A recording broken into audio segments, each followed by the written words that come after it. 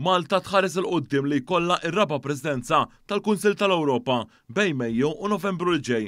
Dan intqal mid-Deputat Prim Ministru u Ministru għall-Affarijiet Barranin Ian Burge waqt konferenza l-aħbarijiet mas-Segretarju Ġenerali tal-istess organizzazzjoni Alain Berset.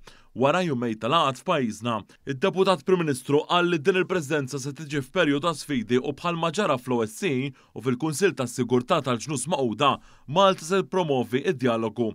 Dr. Burge semma il-protajiet ta' pajjiżna għal matul din il-Presidenza. Qed nitkellmu fuq 4 prioritajiet importanti fosthom drittijiet ta' tfal, il-parteċipazzjoni taż-żgħażagħ fil-ħajja pubblika, il-ġlieda kontra l-vjolenza domestika li għadha pjaga u allura anke t-tisħiħ tas-saltna ta' dritt, id-demokrazija, il-mezzi tax-xandir u l-libertà tagħhom dawn huma kollha temi illi nħarsu l-qudiem li naħdmu u noffru is-sens ta' tmexxija tagħna lil sħabna l-Ewropej. Min-naħa tiegħu is-Segretarju Ġenerali Alain Berset qal li Malta se tassumi din il-preżenza fi żmien kruċjali għall-Ewropa u għall-governanza globali. Intqal li l-Ewropa tinsab f'punta bidla bil-valuri bħal drittijiet tal-bniedem, id-demokrazija u l-istat ta' dritt jinsabu taħt teddida.